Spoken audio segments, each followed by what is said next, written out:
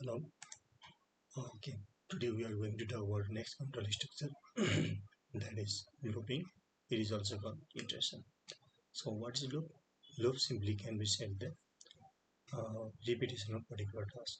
Means suppose there are 10 inputs to be done, then we have to use loop. Instead of writing input. So just repeat that input inside a loop. So it becomes repetition, and that repetition which is called looping. Simple is there. Means whenever we think that something we have to display repeatedly, go for the loop. If we want to go for the inputs repeatedly, go for the loop. It's very simple concept is there. Means it simplifies the program.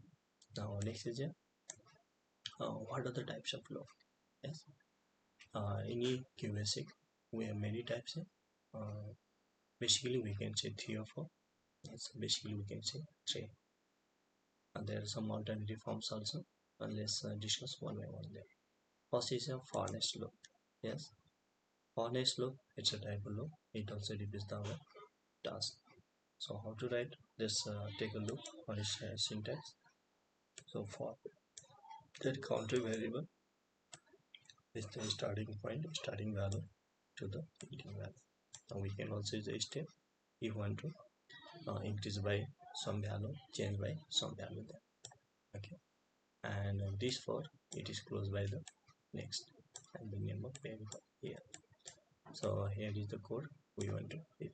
Here is a very simple example. Look here, 1 to 5 print number 1 2 3 4 5 and next time. Similarly, if we want to use the step, then it looks like this one. I equals to 10 to 1. By how much we want to decrease the value 2, then we have to do -2. If we want to increase by 2, then we have to do a step 2. Yes, and print I next. That's all. So it's a very simple concept. Now let's see same concept using the program.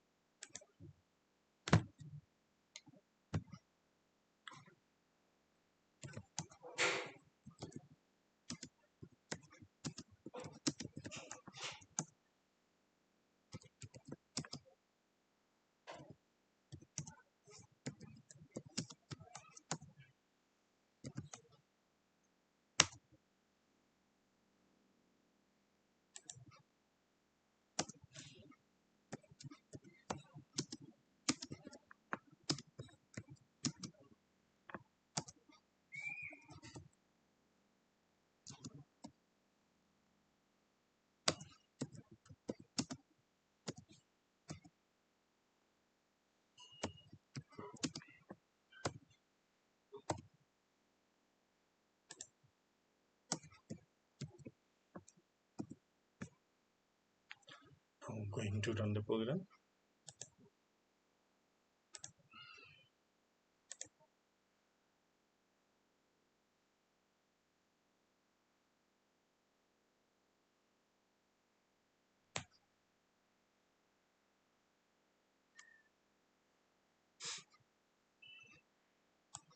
Okay, here is the output. In first we can see that it is displaying 1 to 10. So this is the first loop 1 to 10. And default it increases the value by 1. Step is not needed. We can also put the step. Yes. And this print it is for the except we have used this to break the line. That is print here. Next this loop actually what we want to display 1, then 3, then 5, then 7. So between 1 and 10 say that. And the value we want to change it by 2, so we have written the step 2. And if we want to decrease the value by 2, then we have to put there -2. That's all, and it gives the. So this is called for loop. Nothing special there.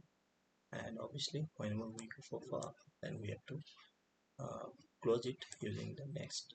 So this is the syntax, and this is the counter variable which changes continuously.